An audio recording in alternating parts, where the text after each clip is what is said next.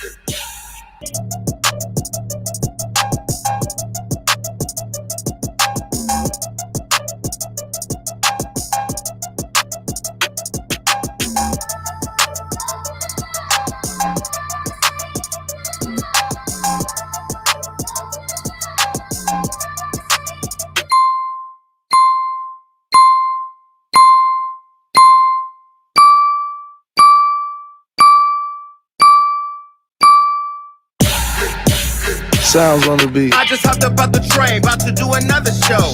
Cashing my checks in, then I do the woo. Either I'm fast or the city really slow, cause I'm passing them like, bro, let's go. Oh, they mad, huh? Oh, they mad, huh? The gag is I'm a shade anyway.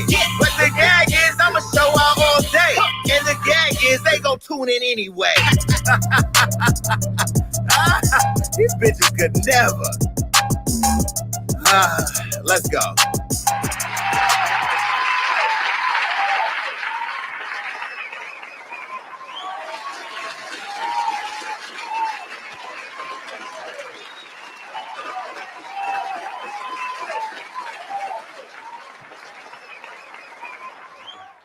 Okay, so I'm gonna just tell you right now, Johnny deserves an award for how much he has run around the studio to get this show on for tonight, because I don't know if Karen Civil or somebody's working at the power company, but somebody just fucked up the power today.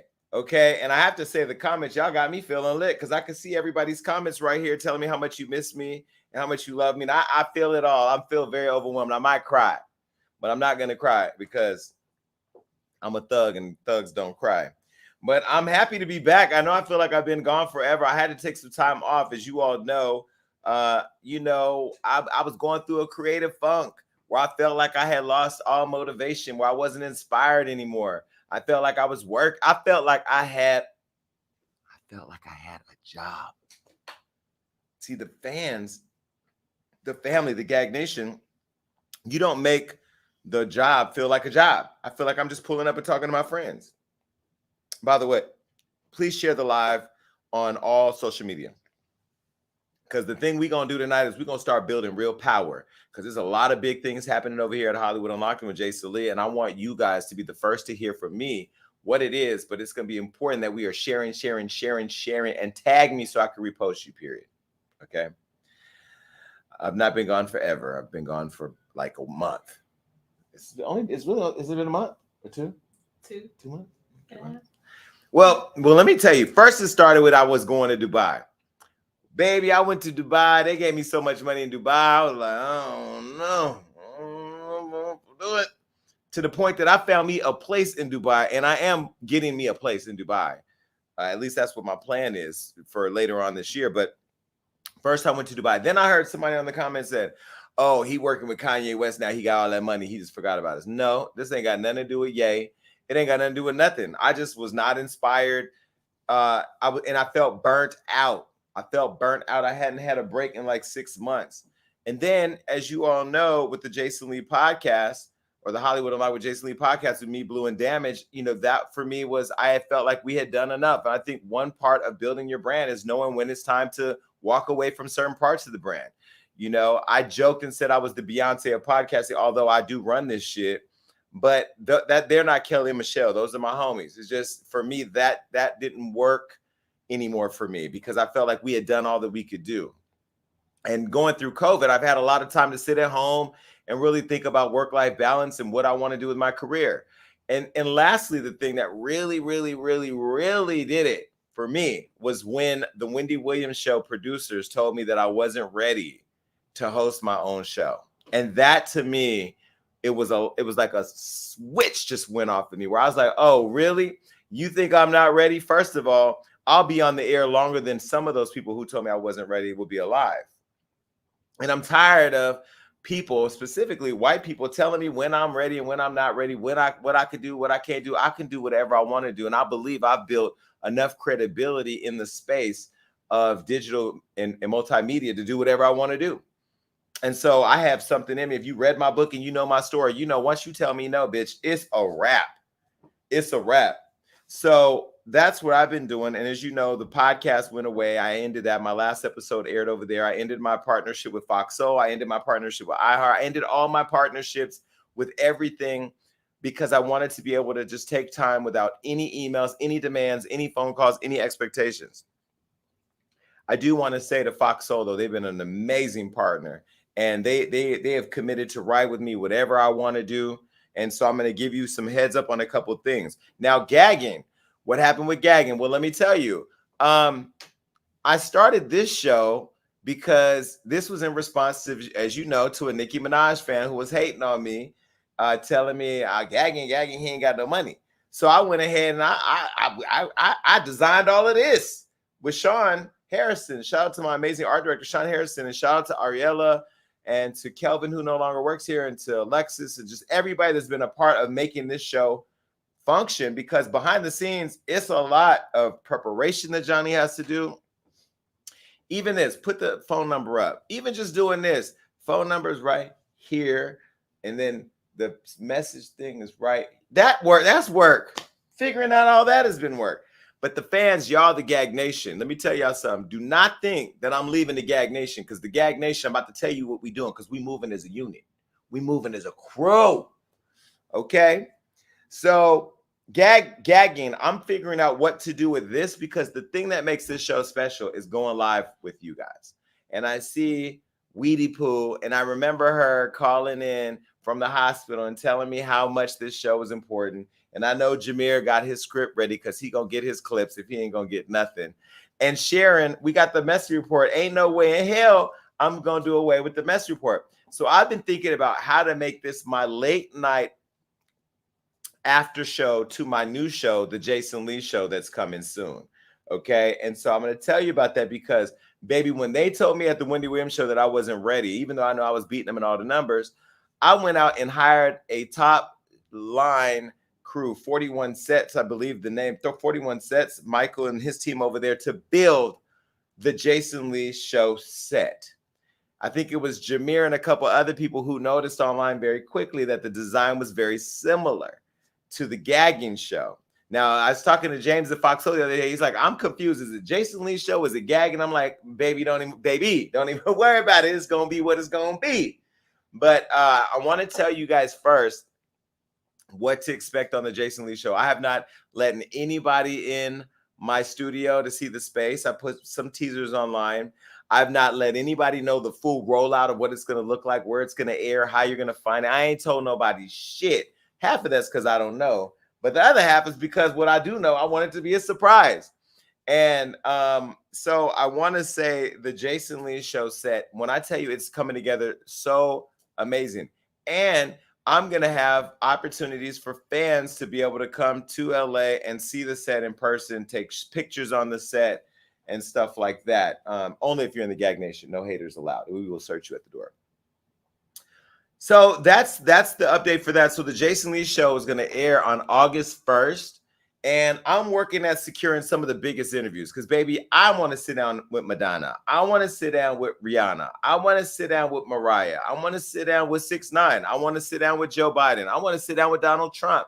I want to sit down with Azalea Banks. I want to sit down with Kamala Harris. I want to sit down with Nicki Minaj.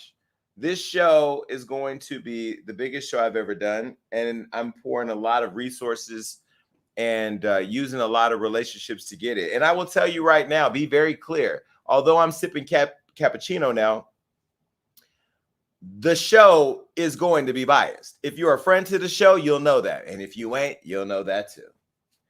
And so I just want to say, I can't wait to show you the new segments we came up with, the new graphics, the new rollout. It's going to be dynamic. But here's where you play a real big part of it. I need you all, anytime I go live on that show, to show up, to share it, to make sure you tell your friends about it. We got to make this the biggest show ever because I'm not just proving something to myself. We are collectively proving to all the decision makers at networks that we run this internet shit. I don't care what YouTuber you got. I don't care what aspiring talk show host you got. I don't care who they are. I don't do this every day. If I did it every day, bitch, I wouldn't have nobody else to go and look at because you would be right here. There's nobody on the internet more entertaining than me. And I'm not saying that with any bit of ego. I'm just saying that because it is an absolute fact. Now, I do want to say shout out to Armand Wiggins for holding down the show for 2 weeks. You did a phenomenal. Can we give him a round of applause? Because I ain't even got my sound going.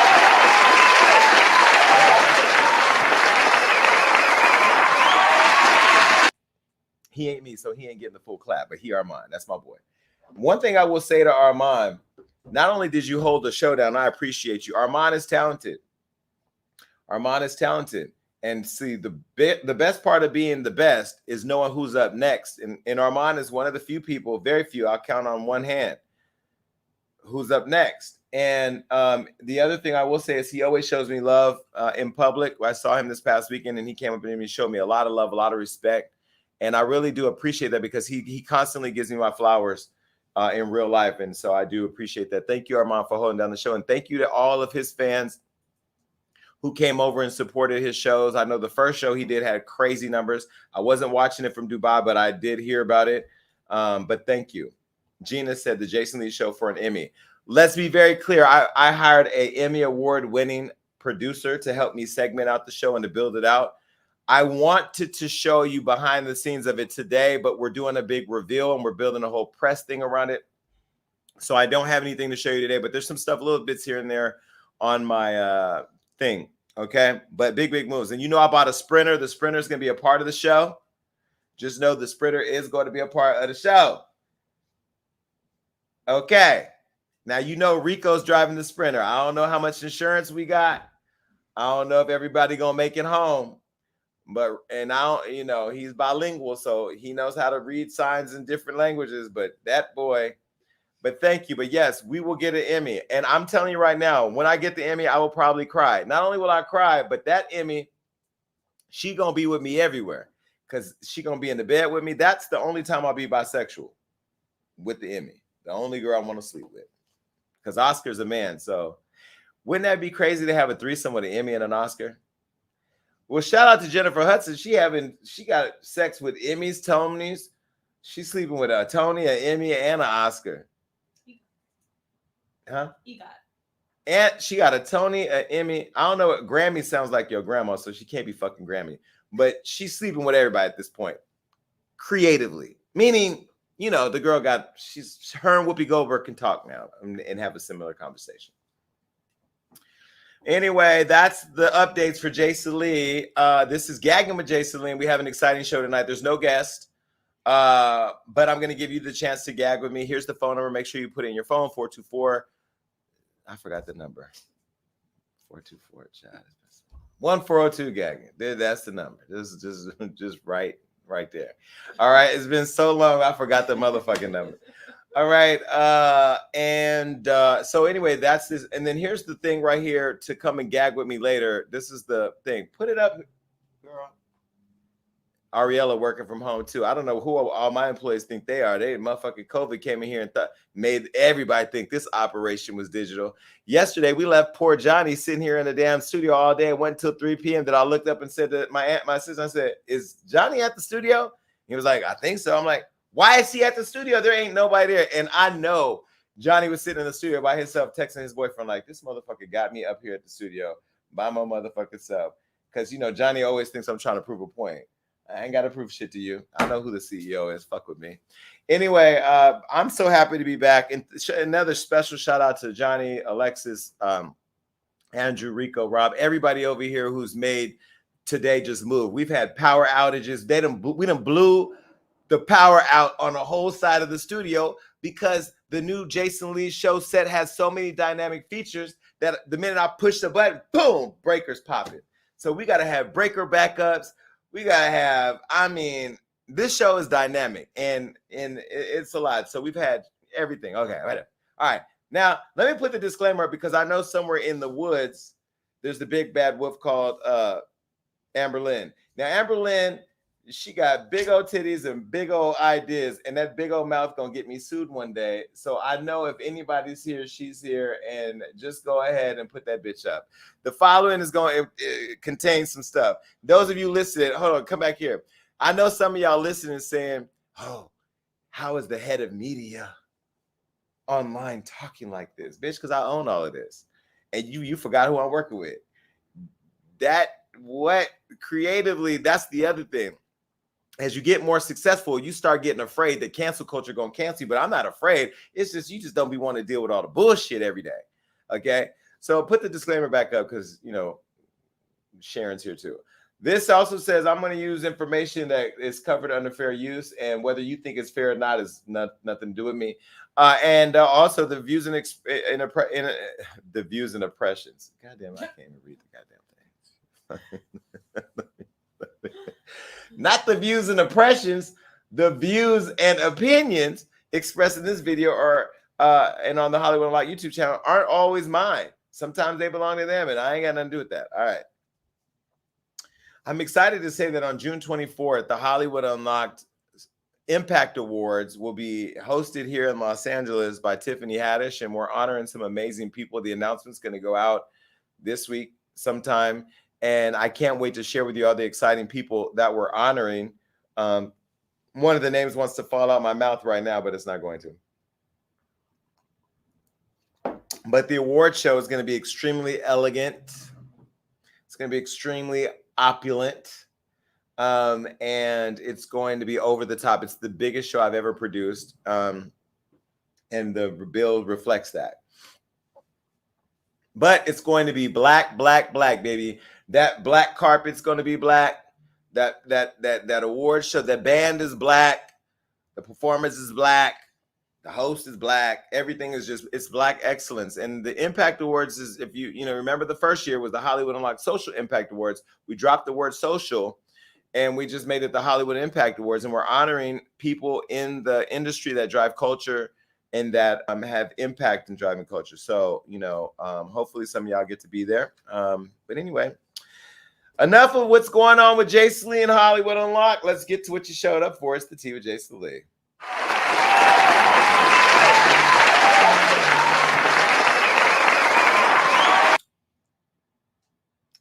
We don't cut the clapping for me early. It's me. What do you mean? All right. Well, speaking of saying that I wasn't ready for this. I was not ready for the ending of the Wendy Williams show after 14 years of airing on television. 14 seasons. No, it's 18 seasons, right? This was 18 seasons. The show is coming to an end. Now, the show's people have spoken out and said that the final original episode of the Wendy Williams show will air on Friday, June the 17th, with a video tribute to the iconic host. The series comes to an end after 13 successful years in syndication. Now, I've seen the Wendy Watchers page online starting a boycott of the final episode. And a lot of the Wendy fans are not happy that Wendy Williams is her show is coming to an end, because I'm going to tell you right now, morning TV has changed dramatically for me, and drastically, because I used to wake up every day and watch The View. I used to watch Live with Kelly and Ryan, Good Morning America, and then I would go over and watch The Wendy Show. Now I literally tune into TV here and there. The Wendy Show was kind of like that escapism at the end, because here in LA she comes on at 11. So we would start with Good Morning America around 8, 9, then, you know. But I see that the Wendy Williams fans are calling for a boycott. Now, we all know that Wendy was forced to step away from the show due to health-related issues. And even though I've spent time with Wendy and I still don't know what is actually happening, that's the reason that we were given. Now, one thing for sure is that she's been absent for a while, and that we haven't seen her through this whole season. We've seen all types of people cover. We've seen Sherry Shepherd. We've seen Michael Rappaport. We've seen a lot of people who are less talented than me host the show. And I know they said that I didn't have enough talent. Not that I didn't have enough talent, but they basically were saying that I'm not a big enough name. Now, let's be very clear. There's nobody that could do what she does better than her. But if there was somebody that's doing it close to her, I would say it's me, because I don't know who else is going to do. Because to do this, you have to have a certain level of talent. You know, funny thing is, recently I was in New York City smoking hookah, and Wendy was sitting right here. My friend was sitting right here. And some people walked in and they were like, "Oh my God, Jason Lee and Wendy. Jason, I love you, Wendy. Oh my God, Jason." And Wendy looked at me and she said, "People know you?" I said, "Girl, don't stop playing with me. Girl, you better. Girl, you don't sip your water and mind your business." But she was surprised that so many people knew who I was. And I had to tell her, you know, in a very humbling way, "Girl, you, Wendy, stop playing with me." But we've seen a lot of things happen. Nick Cannon got $30 million. Or they put $30 million into a show, and that show was gone now. Remy Ma, Fat Joe stepped in, Sherry Shepherd. Now, I will tell you, Wendy was captured on the Fat Joe show talking about the upcoming Sherry Shepherd show, and people thought she threw shade. I called Wendy. I'm like, "Wendy, did you throw shade at Sherry?" And she said, "No, I'm just saying I'm not going to watch her show at the same time that my show is on. Why would I watch her?" That's what she meant when she said what she said. And plus, she did say it's not her cup of tea. But did you see how Sherry kind of was slick, shady, slick nastiness to Wendy? "Sherry, you know I got your number, girl. And you know when I called you about coming on to support you, you sent me to a PR. Okay, whatever. Let me just talk directly to you. Sherry Shepherd, you would not have a talk show right now if it was not for Wendy Williams. You would not have your own show because nobody was checking for Sherry Shepherd in the talk show space, nor was anybody looking for a Sherry Shepherd show. We don't know what the format's going to be. We know you hired your friend to produce it. We don't know yet what it is, because even on the Wendy show, you didn't do hot topics the way that Wendy would have did it, because a lot of you celebrities are scared to talk shit about other celebrities. You know, you don't know how to be honest. You play around, and you pretty much gave us comic relief in the morning, but we don't need to see that because we already have Kelly and Ryan. I think that all of the hosts were interesting. I think that Remy and Fat Joe were probably the best for me. And then Sherry did a decent job. But like, Sherry, if you're going to come on the show, you got to tell us, where is that kid that you adopted with your husband and then somehow just disappeared after y'all split up? We need you to spill your tea too. That's what makes that show great. And the best season I think they had was, I think, season 16, when she was having a hot girl summer. And she was out every night and we were telling stories. I mean, that was when I thought Wendy was at her peak. Well, the fans are asking that we boycott the show. I'm not going to watch it because, honestly, what is it going to be? You making us sad that we miss Wendy Williams? We are already sad, okay? But Sherry's going to go on and do her show. And then Jennifer Hudson, who we talked about earlier, she's getting her own show. I don't think it's going to be successful because we're getting ready to enter a recession again, potentially, right? We got stocks dropping, all COVID. Like, people want to laugh, but right now people don't want rich people to be up there talking to more rich people. We want you to talk to rich people. We want you to get into the shit that regular people like us can connect to. No matter what show I have, night show, day show, and I love Jennifer Hudson. I love Jennifer Hudson. I think she's extremely talented. The fact that she's an EGOT shows you that she's talented. And I would love her to come on my show, maybe to promote this other show. I don't think the show is going to last past 2 seasons, but if I'm wrong, Jennifer, I will come on your show and eat a bug. You can pick the bug. That's our deal. And if you don't make it to 2 seasons, you got to come on my show and eat a bug. How about that? Because we just going to be bugged out. All right. Well,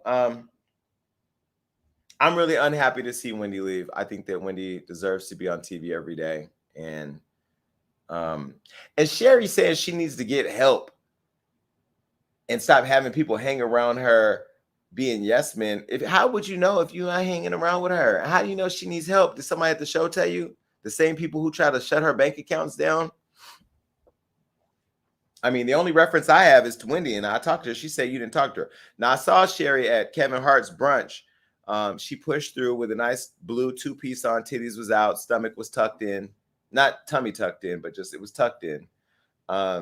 She kind of was walking around like the grand dame, kind of looking around and doing all that. But nobody was stopping. Nobody was yelling for her. Sherry's still famous somewhat.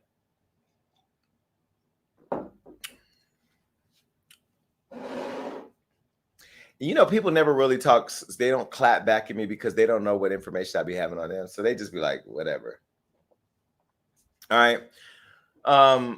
Let me just say, Sherry, I wish you the best because you are a Black woman and I want Black people to win. So I want you to win. And Jennifer Hudson, I want you to win.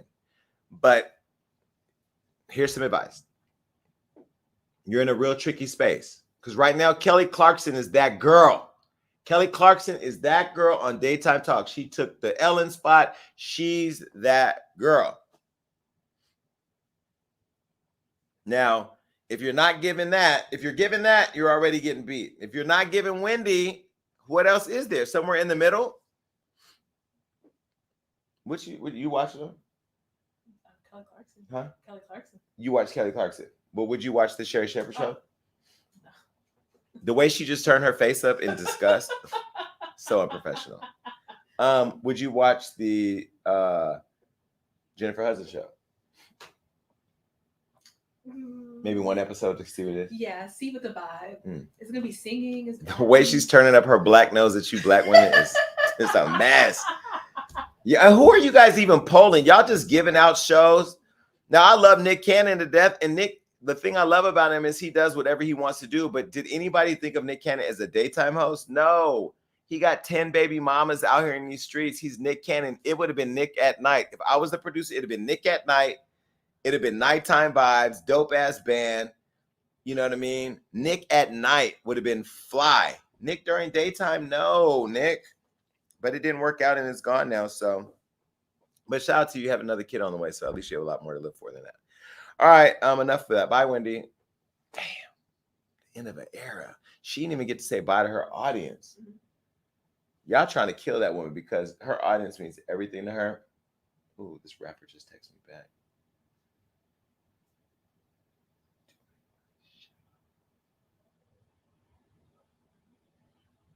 back. Could you imagine if I started dating a rapper? Like, what if I was dating like, no, I'm not going to do that. I ain't going to do that. But could you imagine what if I was dating a rapper? It wouldn't be like a Trippie Redd or nothing like that. No. Frank Ocean. No? You don't like Frank Ocean? You could. No? I would date Frank Ocean in a minute, baby. What? Me and Frank Ocean would be by the ocean, being Frank. I would. Yes. Johnny, stop fucking playing with the damn thing. Okay. Could you imagine courtside with Frank? The looks we would be giving each other, you know what I mean? Or me holding his hand, you know what I mean? That would be kind of hot. I think it would stress people the fuck out if Jason Lee from Hollywood Unlocked was dating a rapper or Kelly Oubre. I went to his page today. He's still with that girl. They had a baby. I didn't even know Kelly Oubre had a baby. Ruined all my little thoughts. Well, anyway, speaking of rappers, I want to be serious for a minute. This rapper died this week. I was in Atlanta the night he was killed too. And I remember having a conversation with Marlo and my friend Catherine Bruton about whether or not I should have security with me. We go, oh, you don't need security. You don't need no security. You just go out. And, you know, we have a fucked up world that we live in right now. Kids are being murdered. I don't know if you guys saw that teacher whose kids, the whole classroom got killed. He told the story. I almost literally died and cried. Because just to think about just what's happening, because when you kill a person or when a person dies, you're not just taking them out, you're wiping their whole family out emotionally because people love people. And what they did with the kids was just, I mean, I'm still emotional over that. But this rapper Trouble, who I never got a chance to meet Trouble, but we used to write about him at the beginning of his relationship with Alexis Sky, and then we started following him, and he seemed like a pretty stand-up guy. And a lot of people that knew him from Atlanta used to always tell me good things about him. I never ever got to meet him though, but from a distance, I thought he was attractive for sure, and thought he was always minding his own. Like he was never in no shit, at least on the internet that I could remember. But yesterday was this man's funeral. He was only 34 years old. He was shot and killed at an apartment complex back on June 5th. Now, the guy that they said killed him, his name was the suspect. His name is Jamichael Jones. He's 33 years old. Let me show you a picture of him. This was the picture of him. They arrested him. He's in police custody now. Now, Jamichael was allegedly the ex-boyfriend of this woman that Trouble was visiting at the time of his death. He had gone over to her house. They were hanging out. And then it resulted in this man murdering him. Okay, allegedly, I'll say. Now, the woman, her name is Risa Royce. This is a photo of her. She's a rapper. Why did I think that was Nivea? That looks like Nivea, right? I don't even know Nivea's song. Anyway. Risa was in bed with Trouble when allegedly Jamichael broke into the apartment, got into a domestic dispute with her, and then shooting Trouble outside in his car. Now, they say he fled the scene, and then afterwards, Trouble's sister told us what happened. She said that he was killed and that friends began sending their condolences online. Now, one of the friends that sent their condolences was Alexis Sky. Now, this is what Alexis said on Instagram. She said, never would have imagined getting the call this morning. Lost for words. Sorry this happened to you, Scoob. Praying for your kids and family. So this is another black man killed. More kids who are going to grow up without their black father, who are going to have to relive this over and over and over and over again. Now, here's some inside tea that I didn't even put in the show, but I'm going to tell you. There may be a video that surfaces soon of Trouble speaking at P from QC, you know, the label quality control, P. He had a party on June 1st. I was going to go to in Atlanta. It was like black tie and all that. Well, they said that Trouble got up and spoke at the party, and he was a little intoxicated, but he spoke from the heart about how we all need to come together and protect each other and you know, not allow this street shit to get it, you know, because there's a lot of RICO stuff going on in Atlanta where all these rappers are getting arrested and, you know, looking at serious time. Well, he got up at the party, from what they said allegedly, and spoke from the heart about it, and that there may be some videos that surface. I want to see that because it would just be even more devastating that, you know, 4 days after that, the man was murdered. Now, after 48 hours, just to bring you up to speed, as you know, after the murder, Jamichael Jones' mother had him surrendered to police. Now, he's been charged with felony murder, aggravated assault, and home evasion charges. Now, recently, he had a funeral. Now, the girl who was not participating, but the girl who he was allegedly in bed with at the time when her man broke in the house, Risa Royce. She's been MIA because people have been dragging her for filth. There's been so many posts from so many straight men that be at my house talking about being careful with the women that you date because you never know how you're going to get set up. Now, I don't know. I didn't see anywhere that she set the man up, but you also never know who's involved with who. And we should probably ask a couple more questions when we get involved with people because shit be happening. And in this situation, either this was a deranged ex-boyfriend who was still stalking and in love with the girl, which happens, or they were together and she didn't say nothing and then he found out and came over and it happened. Either way, don't fuck with people who are involved with people. Okay. Now, Risa had been off the internet for a while and then she popped back up to kind of tell her side. And this is what she said. She said, it took a lot for me to put my page back up. I don't like the evil things that's being said about me, all the false narratives and the threats. I don't have nothing to prove to social media. To the ones that know me personally, know my heart is gold and my story will be told. This situation has mentally messed me up and traumatized me. God got me. LL Trouble, my angel.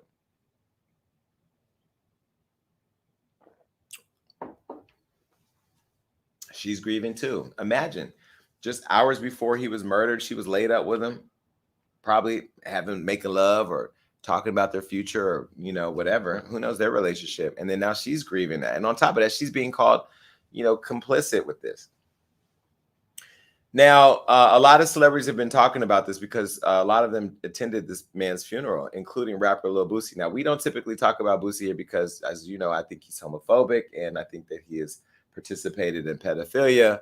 But that's me. That's just my opinion. But Boosie did attend the funeral, and you could tell he spoke from the heart because he really got in his feelings. Take a look.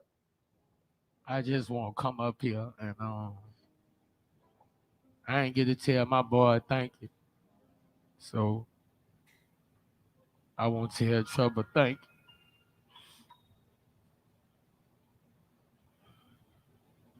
He always supported me, you know. You know, my nigga, you know, and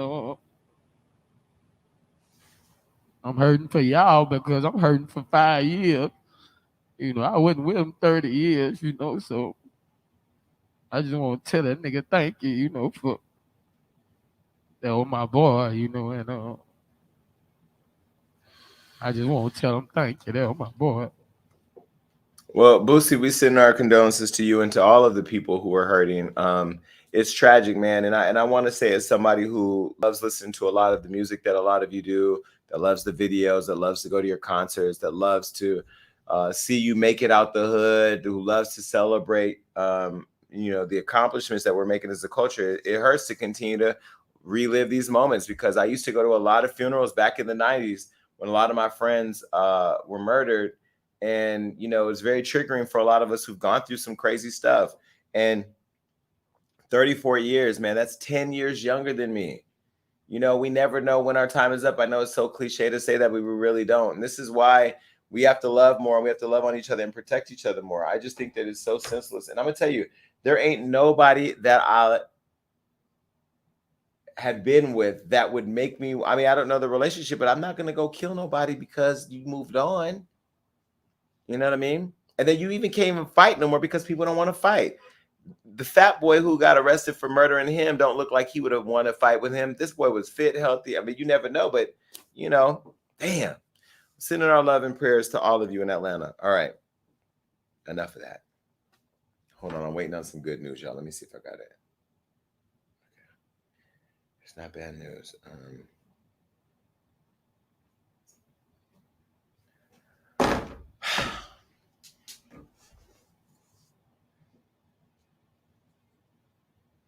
I am so sick of this girl right here.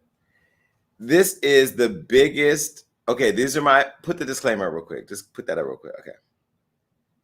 Okay. Snapshot that. Okay, come here. Amber Heard, in my opinion, you look like the type of person snoke coke out of a donkey's ass.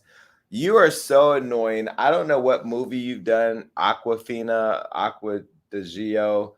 I don't know, but I'm not checking for you. I'm not never watching any other movie you did. After your performance at the courthouse, you are a horrible actress. You will never be an EGOT winner. In fact, Go back to the trailer park that Johnny dug you out of. All right, Amber Heard, I have to tell you, I know you've gone to social media because you're trying to bury Johnny Depp in the press. You're trying to get people on your side. Nobody believes anything you had to say. You took Captain Jack away from us, okay? And so you're going to pay for that tonight. Amber Heard, if you don't know, is the ex-girlfriend who videotaped a drunk boyfriend to save in her archive for whenever she needed to attack him online.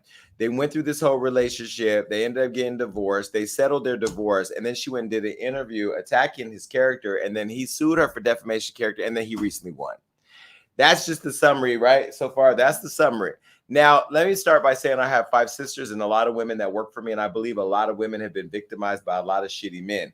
I don't believe that Amber was one of them. I believe they were both drunk people. I think there were people who both did drugs, allegedly. And I think they both had a violent relationship. And she should have just walked the fuck away because I'm sure she did shit to him and he did shit to her. But you can't do shit to each other, then come sue me because you mad. Because my celebrity bigger than you and making you look like a whole fool. This girl even bought him a sword after she said he was beating her. Why would you buy somebody a sword who you thought was beating you? None of it added up. It was all capped to me. But let me tell y'all, she just did her first interview after she took that big L in the Johnny Depp case. Now, Amber wrote this op-ed piece I told you about in 2018. And she said that he was so abusive. And she went on and on. But what she was doing was, I read it. I read the whole op-ed. With the first couple sentences, you get it. And then by the middle, you're like, okay, I know what she's doing. She was basically trying to gaslight women who could understand a woman going through an abusive relationship. So, for example, if I go in a room and there's 1,000 people, and I know 500 of them are women, and I want to win half of the room, I'm going to speak to women issues, right? She was using her platform in this op-ed piece to really gaslight women to get behind her bullshit claims, or what I thought was bullshit complaint. Now, Johnny then went and filed a $50 million lawsuit claiming that the allegations of him being abusive cost him a lot of jobs, including the job with Disney for Captain Jack. Now, I never watched that. It's Pirates of the Caribbean, right? I never watched that because I don't want to, I mean, if I want to see Johnny with dark circle under his eyes and rotten teeth, I could just go to the Viper Room where he's part owner. He's probably going to be there by the bar or whatever. I just wasn't amused by that. But I know fans loved the fuck out of it, and it was a huge movie. In fact, you know, he was not going to be brought back as a result of all this stuff. Now, through the trial, Amber and Johnny and Johnny's attorney, Camille Vasquez, had several viral moments, and I would see them pop up on Facebook. Baby, when I tell you I've never sat and watched Facebook shorts, like little short form content, until I watched this, because every time it was so shady that it just kept me entertained. Let me show you a couple. This was a moment after Amber hid behind a bailiff to dodge Johnny while he was in the courtroom. Look.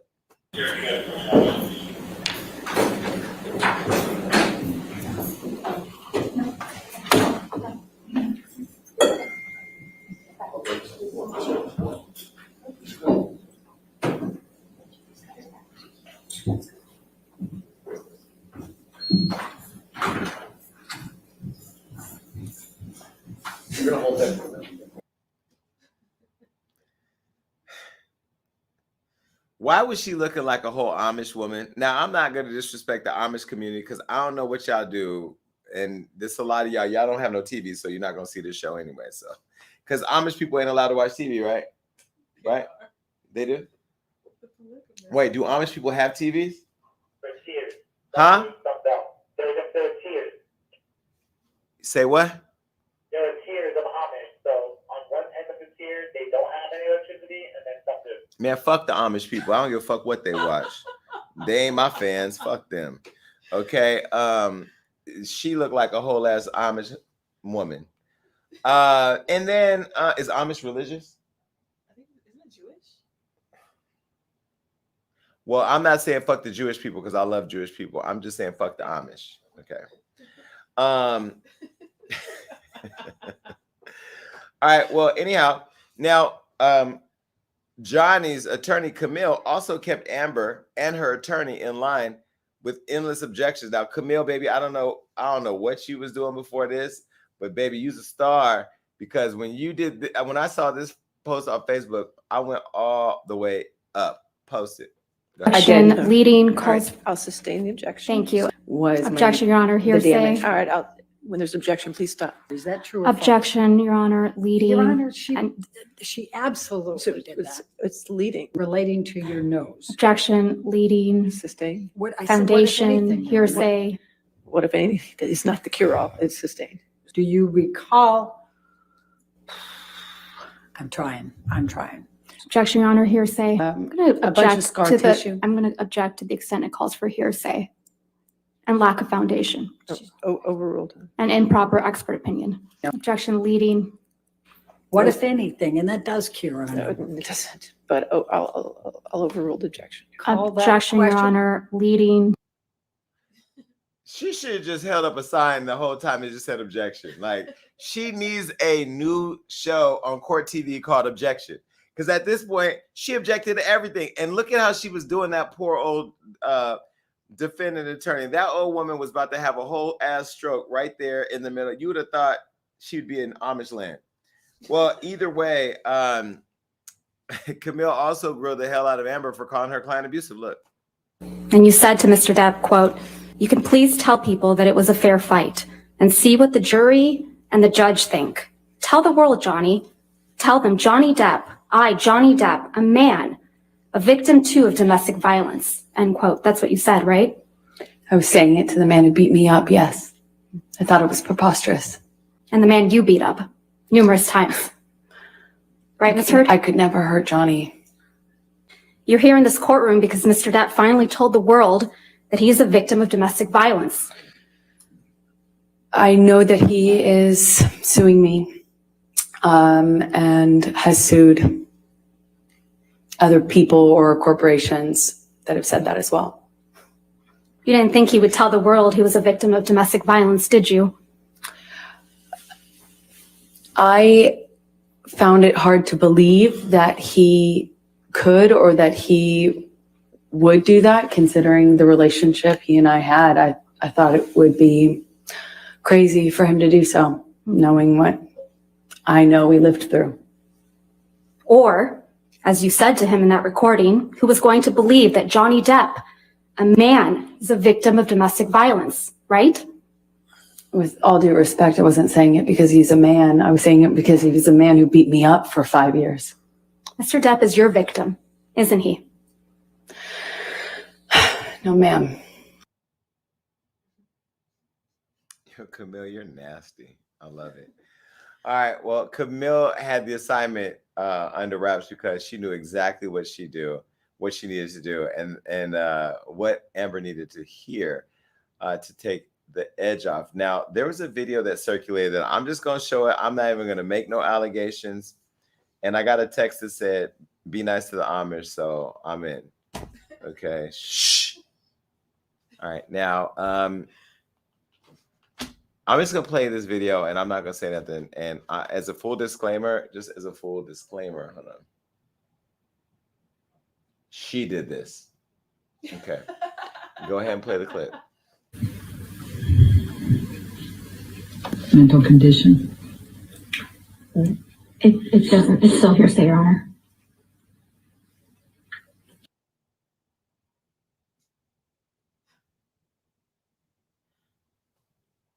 Play it one more time. Mental condition. It doesn't. It's still hearsay, Your Honor. Now I'm gonna just leave that clip there. Y'all can decide what happened. I don't know, because I ain't got nothing to do with nothing. Now, at the end of the trial, the jury said that Amber was guilty. Okay, and she got ordered to pay $15 million. Can I just show y'all what her Wikipedia says? Do we have that? Or her net worth? Do we have her net worth? Ariella, get him the picture of the net worth. Send it to him right now and get it up in the show. We'll come back to that. But she called the verdict a disappointment. Okay, she said it was a disappointment and it was a setback for all women who speak up about abuse. She said, quote, "I'm heartbroken that the mountain of evidence still was not enough to stand up to the disproportionate power, influence, and sway of my ex-husband." She also said she didn't find it hard to believe that a man who made y'all believe that scissors were his real fingers was able to make her look a certain way, basically saying that he was such a good dramatic actor that y'all fell for it. She basically said that all of y'all are stupid, including the jurors who found her. This is narcissism run awry. At some point, girl, you got to take responsibility for your actions. And you was probably a drunk fool sitting up in there doing things with Johnny that you wasn't supposed to be doing. Now, as a result, you got to owe the money. Now, Ariella, did you send that to Johnny? Okay, Johnny, do you have it up yet? He's getting it up. Hold on. Let me show y'all her net worth, just so you can see how petty the internet is, because this is so disrespectful.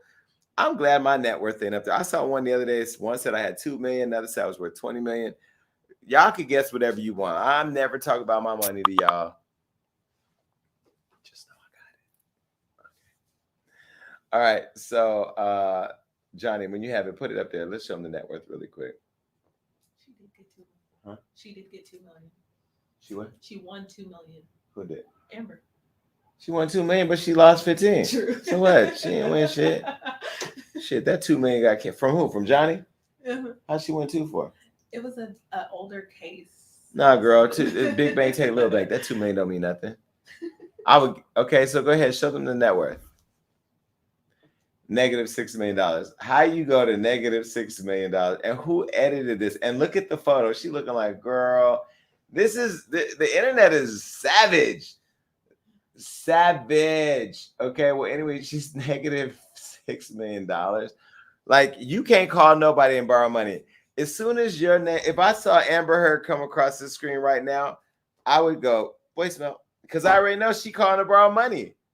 That girl ain't calling for nothing. Now, I'm gonna tell you, Amber, how you get your money. OnlyFans. If Amber Heard dropped OnlyFans playing with her pussy right now, she would probably make $15-20 million. And then you can be your own star of your own Aquaman. I would take Disney.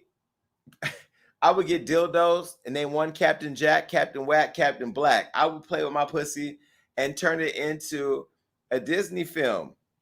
And then your pussy could be playing with the Pirates of the Caribbean. Your pussy could be the Caribbean. You know what I mean? Start squirting all that water. See what I'm saying? Caribbean. It could be, I would go and get Broderick Hunter to be Captain Black. Let him put his black old thing up in you. So you got Captain Black, Captain Jack, find you a little midget with a little dick and call it Captain Whack. Get that pussy beat down and get your money up, honey. You'll have millions of dollars. Let me manage you, because I'll put that thing on the black market and the white market and the red market. And yeah. Anyway, I think personally Amber Heard should be doing OnlyFans. Amber, if you went ate a cup of shit on OnlyFans and and on the cup you put Johnny. Wait, is Johnny that right? Yeah, Johnny. Not my Johnny, that Johnny. If you put Johnny on the cup of shit and ate it, you'd be saying Johnny eats shit. You gotta think. You gotta use your mind. I just gave you 2 good marketing ideas, girl. I don't know. Just give me my 10%. I would feel guilty taking 10% of you eating shit. 10% of you eating shit. You know, like, oh my God, I got to check. What's that for? Oh, when Amber was eating shit. You know what I mean? Like, you have to explain that to your accountant. I wouldn't lose one night of sleep though. I go by the most comfortable pillows. They be like, damn, man, you just sleeping in shit. I'm like, she eating it. I'm sleeping in it. We all coming up. All right, well. And Amber, I don't think you're attractive. I don't know if it's the jawline, the puffy cheeks, if you have bad Botox or bad fillers. Either way, you look like you belong in the Ozark. Like somewhere the Mexican cartel should have just got you right in the middle of the bushes. But I hope nothing happens to you, because I don't want you to sue me. Because I ain't got $15 million. You sue me, bitch, you be practicing. I'm going to send you government cheese and an EBT card, maybe a Medi-Cal card for my brother. I'm going to give you everything we don't got. Okay? That's what you're going to get. But I think you're whack. I think you're a representation of women and men who set up men and women. I think that you were running out of money because you lack talent. When you were talking about your resume, none of the shit you were talking about I saw. I never even saw Aquaman. Jason Momoa, there's a little video of him going around laughing at you. I know that probably wasn't real, but I mean, I was laughing at you. Now she's saying she's going to appeal it. She's also adding that she absolutely cannot pay her ex-husband the millions of dollars. Now, she went and said that she understands people siding with Johnny, and she blames social media. She blames all of y'all for it. This is what she said. Listen. You got the audio, Johnny? Oh, I guess Ariella didn't give him the asset. You know, these virtual producers, honey. Y'all need to argue in a text message about where that is. But either way, Johnny is not. He says he's not going back to Pirates. The jury looked at the evidence you presented. Johnny, you don't just get to pop in audio, and when I'm in the middle of my, would you do that to Michelangelo when he's mid-stroke of a goddamn mural? Hell no, don't fuck up my shit, cause y'all niggas ain't talking. Fuck out of here with that. Like I said, Captain Jack ain't going back. Now people are saying that he might, but I don't know. Now back to what I was saying before. I was disrespectfully cut off. How am I gonna win an Emmy when my team mid-stroke disrupts my delivery? Play the damn audio. The jury looked at the evidence you presented. They listened to your testimony and they did not believe you. How could they make a judgment? How could they not come to that conclusion? They had sat in those seats and heard over 3 weeks of nonstop, relentless testimony from paid employees. So you don't blame the jury? I don't blame them. It wasn't, I don't blame them. I actually understand he's a beloved character and people feel they know him. He's a fantastic actor. Their job is to not be dazzled by that.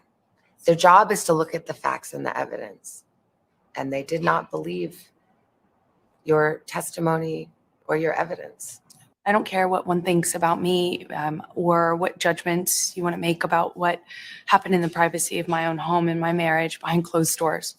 I don't presume the average person should know those things. And so I don't take it personally. But even somebody who is sure I'm deserving of all this hate and vitriol, even if you think that I'm lying, you still couldn't look me in the eye and tell me that you think on social media there's been a fair representation. You cannot tell me that you think that this has been fair. I hate when people use the word vitriol. It's like you're using words to make regular people think they're stupid. I know what vitriol means, kinda, but I don't want to keep hearing the word vitriol. We don't like you. We don't believe you. You lost, loser. Break up the bank. Period. Okay. And by the way, nobody's going to want to date you who has real money, and nobody's going to want to book you for a film. You just threw it all away. And shout out to Johnny for having the courage and the balls to go after you and get his bag. I'm getting calls after tonight's show. I already know. All right. Bye, girl. Bye. Bye. She's on the news today. And I'm telling you right now, Lizzo, I don't agree with you, and I have a problem with you. And I'm going to tell you what it is in a second. Let me set it up. Lizzo has been under fire for using a word in the song, girls. Okay. They said she used a disability slur. Lizzo, I'm so fucking mad at you, girl. I'm mad at you. Hold on. I'm about to tell you. The 34-year-old artist was drugged on Twitter for using the ableist slur spaz in her lyrics. She rapped, "Hold my bag, bitch. Hold my bag. Do you see this shit? I'm a spaz. I'm about to knock somebody out. Yo, where my best friend?" She the only one I know to talk me off the deep end. Now, look. She got drugged for using the word spaz. So now I'm about to spaz the fuck out. Lizzo, stop apologizing. You are talented. You are successful. You are beautiful. You are amazing. And you use the word that we all use here in America. We spaz out. But some fans over in UK said that they use spaz as a derivative from the word spastic, that is an offensive term used to belittle the disabled community. Now, in America, it means you just lost control, or you're emotional, or you're about to lose control. So people got really upset to the extent that Lizzo actually saw it. Now, When my team hit me up and said that people were mad about it, I told them we're not posting that because we don't care that people are mad about her using the word. And we're not canceling nobody black in 2021. 2? 3? What year is this? 2. Yeah, 2. In 2022. Damn, I had a Joe Biden moment for a minute. I forgot what year we was in. We not canceling no Lizzo over some word spaz because y'all spazzed out. Look at what they said on social media. Look, this fan said, "Hey Lizzo, my disability, cerebral palsy, is literally classified as spastic diplegia, where spasticity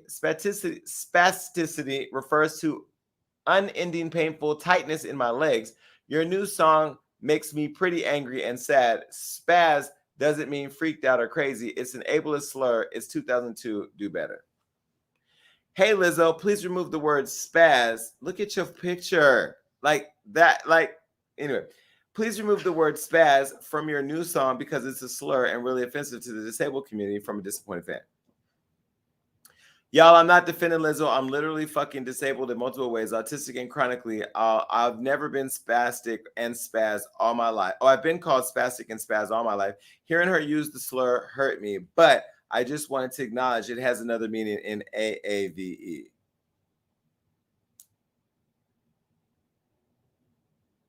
I'm not going to say what I want to say because y'all will be upset.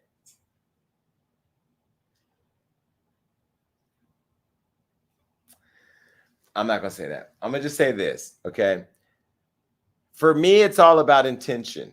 If she was saying and doing something that was intending to hurt people, then you can go for her neck. But in this instance, she was making a song using a lingo that applies to the U.S. market. And let's be very clear, our music matters more than all your music around the world. Maybe not Afro beats, but everything else. Everything points to U.S. culture. And honestly, your music doesn't even matter until it reaches over here. Daniel Craig, don't talk about him anymore. Where'd he go? Just disappeared. But you talk about us. We talk about Adele because she's Adele. But Adele's like the only one. We're not talking about nobody else that y'all got out there. Who else are we talking about from London? Nobody. Exactly. She couldn't even think.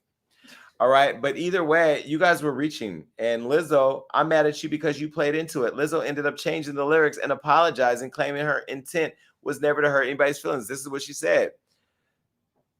She said, it's been brought to my attention that there is a harmful word in my new song, Girls. Let me make one thing clear. I never want to promote derogatory language. As a fat Black woman in America, I've had many hurtful words used against me, so I understand the power words can have, whether intentionally or in my case, unintentionally. I'm proud to say there's a new version of Girls with the lyric change. This is the result of me listening and taking action. As an influential artist, I'm dedicated to being a part of the change I've been, and whatever else she said. I don't think she should apologize because her intent was not to hurt people. And I don't think she should change the song. This is why cancel culture has to go away, because a few tweets then makes people change up the art. She's an artist. As an artist, somebody said, Lizzo needs to create some spaz merch. She ain't doing that. I love her. I mean, it just shows more of her heart as a person. I'm not really mad at her. I'm just disappointed that she would change the words because she's. And by the way, Lizzo, somebody told me some really kind things you said about me in Hollywood Unlocked. I want you to know it means a lot. I appreciate it because I do love you, and I've supported you from the beginning. I think that people have been mean to you, and people have targeted you with hateful comments. So thank you for the nice words that I've heard you say about me recently. And I'm gonna keep listening to the song. I'm gonna spaz out to it. And I have a nephew who's autistic, and I have a heart for the disabled community. I in no way would be disrespectful to you, or intentionally be disrespectful to you. I probably have said some things like I've said some words that I know are disrespectful in the past, whatever. But I'm not Lizzo. I just think we need to cancel culture because it's fucking up the art, it's fucking up the money. And Lizzo, I'm all here for your success, and I hope to see you soon. Okay, cool. Bye, girl. All right, we're going to move right along. This one, I don't know. Go ahead and put it up. Now, Saucy Santana is in the news because he talked about the Queen. Like, what? He talked about Beyonce and he talked about Blue Ivy. Now, Saucy Santana has been getting his ass stung all up in the ass by the Beehive since last week. Now, social media dug up old tweets he posted about Beyonce and her daughter Blue Ivy all the way back to 2014. So that is probably 8 years. Now, in one tweet, he called Blue Ivy, quote, nappy-headed. And in another, he compared her to Kanye and Kim's daughter, Northwest. This is what he said. Okay. He said, I just want to be Blue Ivy, nappy-headed, and then said, I'm sorry, but Northwest clears Blue Ivy, have several car seats blue, just said this yesterday. Now, there's two reactions I want to have here, okay? But I'm going to give them to you after I tell you what else he said about Beyonce. Now, he made these comments about Beyonce, which he once admitted got him suspended on Twitter. Take a look.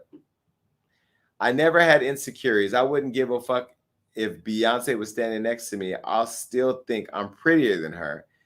And then he said that when she was pregnant, that she looked dry.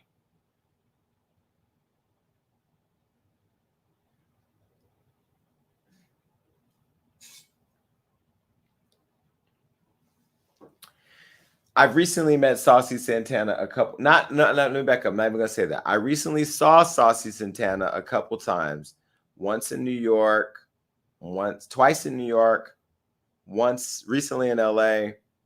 And I was at an event in New York for Coach that he performed at, but I left. I walked in and out because it was not for me. It's not something that I would have been at. I don't know Saucy Santana personally. And I've never interviewed Saucy Santana. And we share Saucy Santana on our platform because the fans, clearly Saucy Santana has built some fans. Now, there's two reactions I want to have here. One, these are tweets from 2014.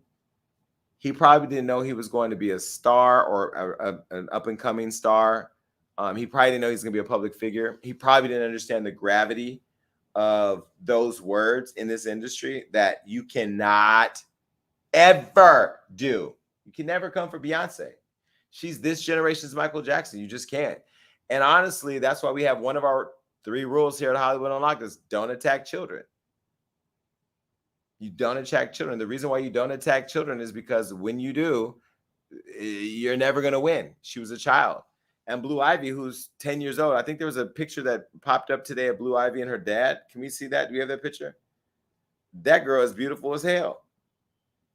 Inches on inches on inches. She looked like a baby Beyonce. You don't know how this girl is going to turn out, but she looks gorgeous there. She's always looked pretty, and she got a Grammy. She got a Grammy, and you ain't even got a Grammy yet. She can wake up every day and say, my mother is Beyonce. My father is Jay-Z. She is the descendant of royalty. And here's another thing. Y'all niggas done let white America and the affection for white people in mainstream or what's considered pretty hair make you think that black people hair is not pretty. I have brothers and sisters that got 4C hair. I got some that got silky hair. I got some that body hair. Either way, Floyd Mayweather always says healthy hair is good hair. Healthy hair is good hair. Now, on one hand, the tweets are old, and I've had my old tweets pop up. Kevin Hart's had his old tweets pop up. We've had our tweets pop up, and we're not canceling black people. I don't know that we're canceling Saucy Santana for that. But on the other hand, Saucy Santana, in your mind, I know you think you're cute, but you're not the cutest thing in the world. And I'm not being shady to you because if you can criticize a little kid back in 2014, which means if she's 10 years old now, she was 2, you were attacking a 2-year-old. You're not even mildly attractive. There's nothing about you that people look at you and go, I would fuck that. I'm sure you're getting fucked because in Atlanta, they would fuck a dog or wherever. But I just personally don't think that you're that attractive. And but everybody is somebody's type. I think that you not only didn't apologize, you doubled down. Do we have the tweets where he doubled down? Do we have that? Put it up. he said, fake woke ass bitches. People don't think about old tweets. The internet have this weird thing with power, thinking they have the power to cancel someone. Newsflash, you don't. Y'all be thinking y'all have someone by the balls about situations you don't give a damn about. Celebrities are human, not robots. They are for damn sure ain't perfect. I still talk about a bitch like a dog till this day, not publicly because my opinion matters a lot to people now. I be chilling. I don't even insert myself in shit that don't involve me.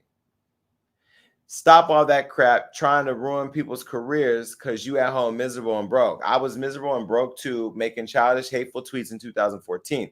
I'm 28 years old now, a grown-ass adult, a completely different mindset on life from when I was 20, but y'all knew that. It be the people in the comments trying to force you to apologize or say sorry. To who? To y'all. If I did something to offend someone, I should apologize to them, not you bitches. Told y'all think got power over people, but go ahead. Well, those are the people that buy music. Those are the people that stream music. Those are the people that buy products. Those are the people that brands look to and think you have support from so you can continue to thrive. Somebody on your team is not telling you that you should have walked that shit the fuck back with an apology because you attacked a 2-year-old and you attacked the daughter of Beyonce and Jay-Z. And you can say that it doesn't matter, but in this industry that you want, the industry didn't ask you to be a part of it. You wanted to be a part of it. Now, I think that as a member of our community, you know, if your whole career is built on you being a messy fag, and I can say that because that's our community, not that I'm calling you a faggot, because it is Pride Month and I got a lot of pride. But we all know in our community what a messy fag looks like and what a star looks like or what somebody gay looks like. As a gay man, that was just being the way you're talking now. Messy. And I've been messy, so I get it. But what I know now that I'm going to help you out with, Saucy, is that I see so many people investing in you now as a brand, and you have the opportunity to break down a lot of doors for people who look like you, who had never had an opportunity to perform in the world that we live in now. You are everything they say about us. And I, at one point, was everything they said about us. But I had to do a lot of internal thinking and a lot of internal reviewing. And I realized that what I was doing was playing into the stereotype that people thought about all of us. So since nobody's telling you, I'm here to tell you. In your mind, I know you're a bad bitch. I see you with your purses and your nails and your eyelashes. I understand. Somebody told you were a bad bitch. And you are probably a bad bitch to somebody. But attacking a 2-year-old is low and pathetic. And then to double down on it and not offer a public apology. You could have said, I was dumb, because you had me for a little bit where you said, I was dumb, I was pork, I was poor, whatever. Not I was pork. I was young, I was poor, I didn't have anything, I was being reckless. And I apologized to Beyonce and her family, but more importantly, to Blue Ivy, because she's a beautiful girl. And what I did was even beneath me at the time. And left it at that and said, fuck the internet. Instead, you couldn't humble yourself because the internet was dragging you for filth as they should have. I didn't even sound off on it because I just rolled my eyes and thought, like, how pathetic, right? And you can go post the video of Beyonce running for me because she wasn't running for me. That was all bullshit. Okay. And I'm not even trying to read you. I'm just literally doing my job because it was on the list. But yeah, I think it was tacky. I think it was a bad look for you. I would have expected more. And we know that this has happened before because we saw it happen. I'm going to show you the girl that it happened to. Put her picture up. We don't know where she at, though. We don't know what's going on with Carrie Hilson because after she came for Beyonce, her whole career went away and she was far more talented than you. And she was far more successful than you. Now, Carrie Hilson lost everything, at least in the public eye, and she lost a lot of respect from the industry because it's Beyonce. And Beyonce ain't like me and you, Saucy. She gonna do it on the low. Jay, can you take care of that? Thank you. She gonna go right back to making millions. And then before you know it, all the Lee press-on nails you buy are going to be gone. All the Korean women that sell you your lashes going to be out of jobs. Bees is like that tornado just comes through and you don't even know. Kids are off limits though. So this is what some of the fans had to say about on Twitter about Saucy's comments. Saucy Santana was between 21 and 24 when he made those comments about Blue Ivy and Beyonce. He cannot come on here and say he was a young, naive. Nah, you are already a grown-ass man. Bees. More bees. You done woke the beehive up. So Saucy spoke to the backlash that I showed you, saying that he can't get canceled. And now I guess he's moved on and getting ready for new music. Well, Beyonce's cousin Angie Beyonce, who I know, Angie don't never be in no mess. Y'all done brought Angie out the gutter. This is what Angie had to say. Angie took to her Instagram and said, "Dear brown-skinned girls and women, you are beautiful just the way you are. The most disrespected person in America is the black woman." And I'm going to tell you, if Angie saw it and said something on it, Beyonce saw something. So I don't know what the future of his career is. And I'm sure, you know, there's a lot of pride festivals around the world that he can still perform at. There's some baby. No, you attack the kids. You can't do that. I don't know. Maybe there's some, I don't know where you can perform at this point. I don't know. I thought it was low. All right. I don't want to talk about this anymore. Let's move on.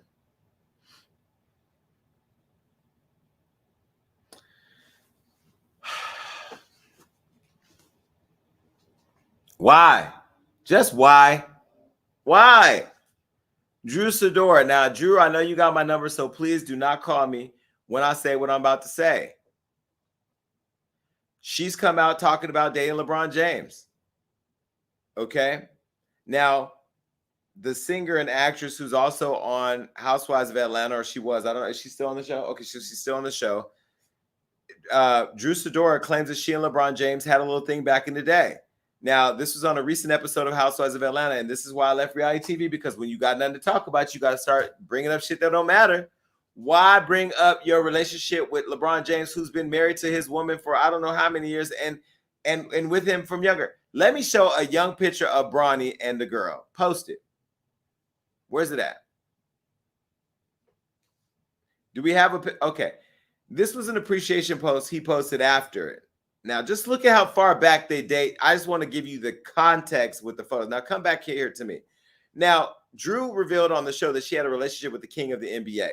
Now, while LeBron's name is bleeped out, Kenya Moore hints at who Drew named. Listen to the audio. This is what she said. Most famous person who ever hit on you. Oh, Drew. What about you? I was on Melrose and we were at a restaurant and a certain king of the NBA sent me over a drink. Oh. So we acting whole. Yeah. Was this before you was married? No, this was before I was married. Okay. We went on a couple of dates. He flew me to his games. Okay. He would listen to my music before his games. All them games he was with, it was off of my music. I'm just saying. Hasn't and been dating since high school? What music did she have? Did she have music? Child, you was talking about Laquan. Y'all just heard it wrong.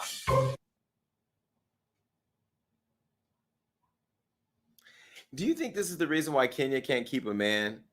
Why her mother didn't like her or didn't want her? Why nobody in her life seems to really appeal to her? Because I remember she used to text me stuff about Nene when I was trying to book her on the show, because I think she wanted me to post negative things about Nene, but she never came on my show. Because Kenya, I don't know, Kenya, something about you that it just gives me very much shady vibes. Like, it's not even just the TV anymore. Like, I know reality TV is what it is, and I've never interviewed you, but I've been watching how you've been moving, recently. You're definitely not a girl's girl. You definitely don't have any real girlfriends. There's definitely no women in your life that actually like you. You don't seem happy at all. But you made a reference to LeBron James sending a drink to her. She didn't say he ate the pussy. She didn't say he stuck his dick in her ass. She said he sent her a drink. Why would you bring up LeBron James sending you a drink years ago when you know the man is happily married? You did that so we could talk about you here, because we would not talk about you anywhere else. So, Drew, I need you to come on the show in August, not now. But social media made the clip go viral, and that's when we saw that post from LeBron pop up. Take a look at the post. Now, this is what LeBron said. Quick letter to let my queen A quick letter to my queen. Simply just letting you know that I appreciate you more than this world has to offer. Been my rock, holding this shit down from the very first jump off. With all the bullshit that comes into our lives throughout the years and on the daily, you've never wavered. He meant wavered, fluttered, or allowed yourself to simply not be strong for me, for us, but more importantly, you. Where would I be today without you? I think to myself quite often. The answer usually comes back to not even close to where you would have wanted to be in life. This is my appreciation post to you, my queen, because I'm simply letting you and the world know I ain't shit without you. All I need in this life of sin is just me and my girlfriend, aka best friend, aka wife. Love, King. That was a read. That was like a low key sassy ass read. I like that. All right, LeBron, let me find out you and I have something in common. Well, that. Now, he married Savannah in 2013. They've been together for a long time. And we know that they love each other, okay? And I already read to you what he said. So my question to Drew is, what did you think you was going to accomplish by having your name put in the press? Okay, so now after that, Drew Sidora's sister, because Drew ain't say nothing, because this is where cancel culture, I don't know, but Drew's sister spoke out. She got her whole face done. She got her hair done. And I even think her eyelashes are giving us Saucy Santana tea. Take a look. I'm Allison Jordan, sister to Drew Sidora, who's an actress, singer. Y'all have seen her and all this stuff. I've been managing my sister for 30 years, and you guys are running with a story that's not true. So if you guys know how to fact check, Drew met LeBron James around 2002 or 2003. Yes, they were talking. Matter of fact, Drew and I stay in a hotel. People called me and my sister two girls against the world. Why? Because we were always together. So, hey, LeBron, they dated. They talked on the phone day and night. We went to games. We went to dinners. We weren't sneaking through back alleyways, going through dark tunnels. I know and hung out with Randy, his uncle. I know LeBron James to be a cool guy, a wonderful person, his team. Him and Drew liked each other. They were cool. Do the math. Google 2003, Drew Sidora and LeBron James. Google it. He got married to his wife, from what I understand, his beautiful wife, in 2013. Okay. I mean, just stop and stop spreading the lies, spreading this. She had an affair. We come from a family. My father's a pediatrician. My mom's a pastor. We don't sleep with other people's husbands. Okay.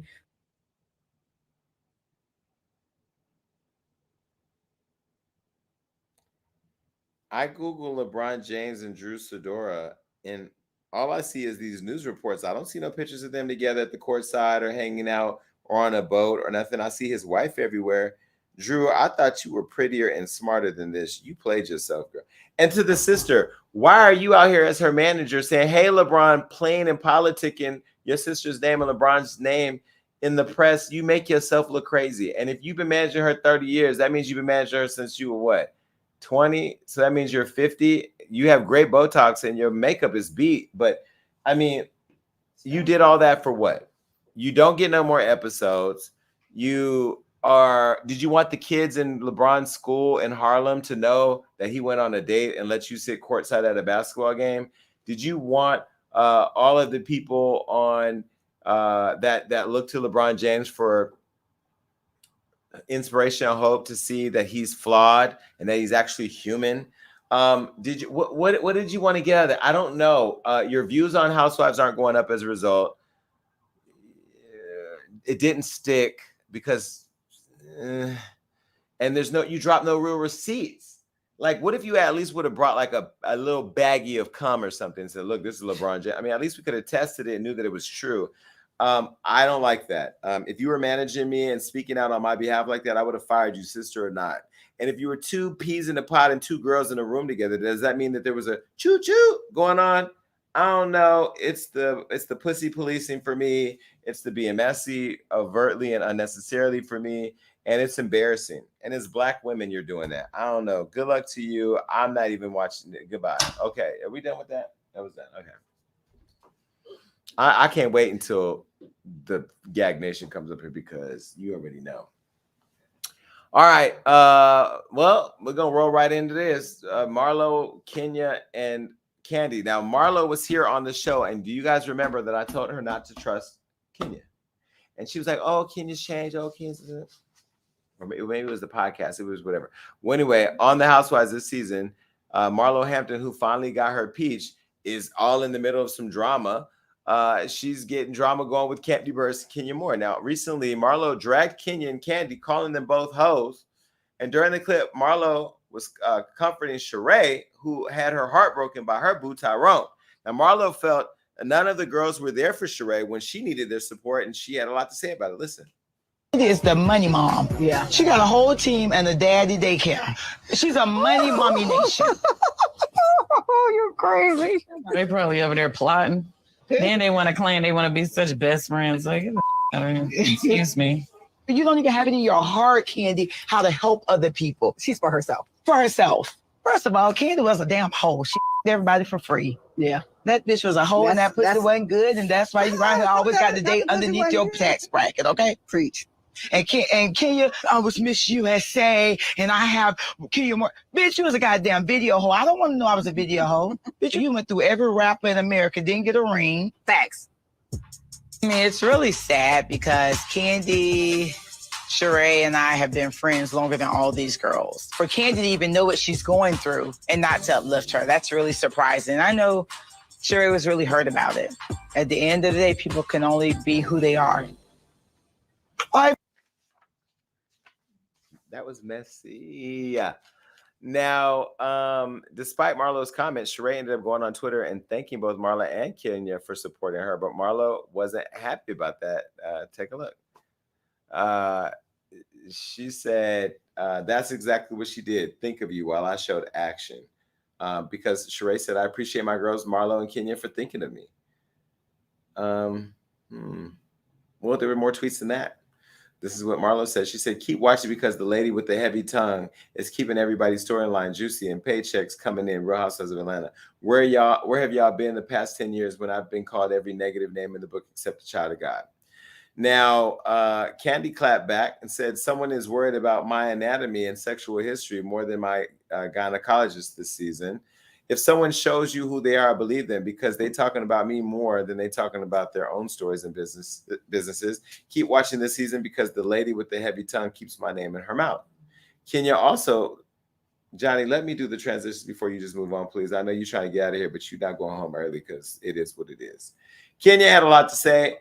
She said, truth is, I had COVID symptoms and was told while getting glammed by our doctor I could not go until I had a PCR test. When people pretend to be your friend and kill you with behind your back for now reason at all other than justice, whatever. Girl, goodbye. Now, fans have had a lot to say, and I don't even want to get into it. Let me just say this. Kenya does not seem like the type you could trust. And this is me just as a fan watching the show. I don't know Kenya personally. I got her number, but, you know, we don't talk like that. And I have Candy's number too, but Candy is nice to me in person. But then, you know, when I call her for the show or this or that or whatever, she was supposed to come on the show. She canceled. She never seems like she's available. And it just makes me wonder, like, what does Candy have to hide? Like, she talks to everybody else. What does Candy have to hide? Now, I don't know if Candy is...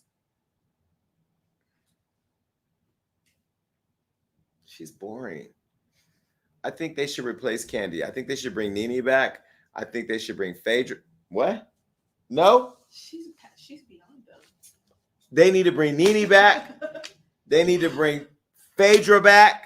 She's in Dubai. She went and did a scene in Dubai. She's not there yet. They need to bring Phaedra back. And they need to bring Kim Zolciak back.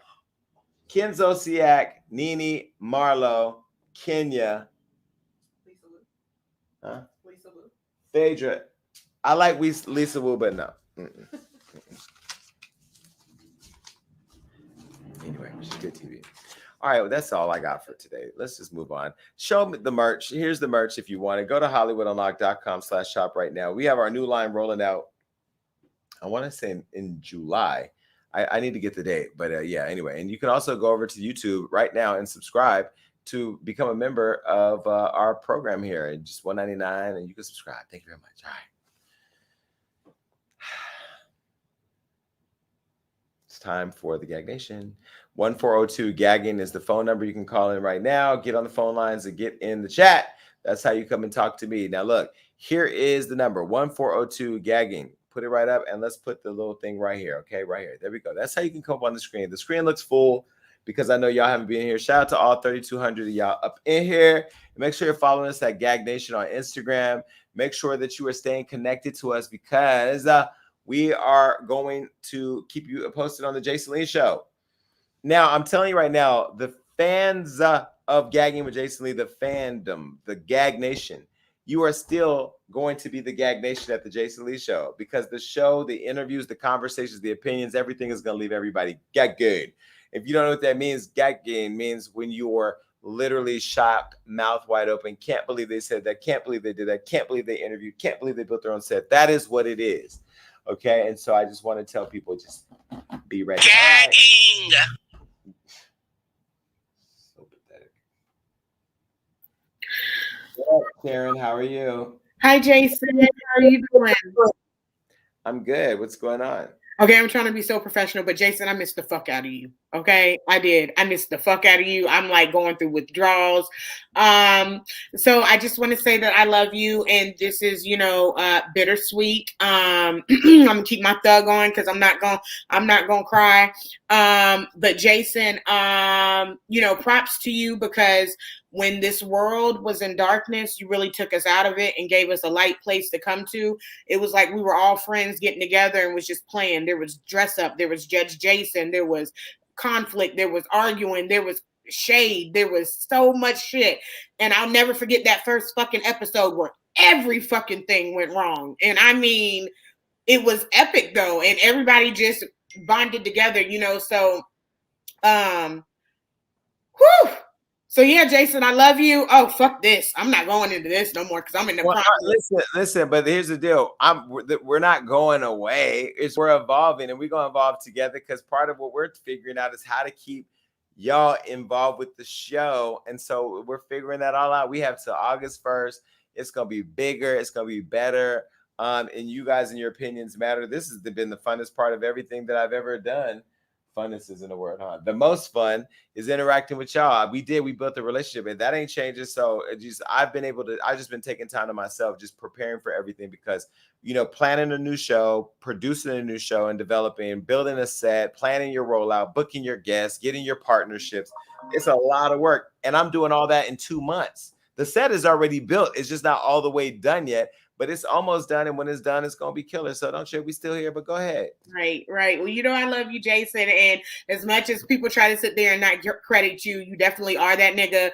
I'll never forget one of the first times hanging out with you at your hotel, and we was having dinner, and motherfuckers came up to you and was asking for a picture, and I was like, oh my gosh, like who the fuck am I with? But you know what I'm saying? You definitely are that nigga. But let me get into the messy report. Okay.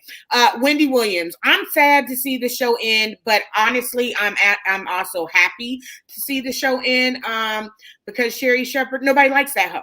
We don't like you. You know what I'm saying? She's dry. The show has been awful with Sherry on it, in my opinion, just because of Wendy, her presence, and it's missed. But I think the show is also ending because they couldn't find the right host. And I think they couldn't find the right host because they looked past you, Jason. And that was a mistake on their part. Nobody's going to watch Sherry Shepherd. Jennifer Hudson, I love her to death. Love to watch her sing. But bitch, nobody's going to watch you talk. We don't give a fuck about what you got to say. What you going to tell us. How you drop the pounds. We don't give a fuck. At the end of the day, we still fat. You skinny. We don't fucking care. Now, Trouble, my condolences to his family, RIP. I think it's so sad that people are leaving the earth so young. And so, Jason, I am just asking that you please do take security with you everywhere, because you most definitely are that nigga. Now, Amber Heard, you cannot tell me shit about being abused women when you are snorting coke and shitting on sheets. Literally, I don't give a fuck what this bitch has to say. This bitch could be battered and bruised. I don't give a fuck. You shitted on somebody's sheets. I don't feel bad for her. This is a coked out hoe that tried to pull the wool over her eyes. I don't buy the grandma motherfucking dress that she was wearing.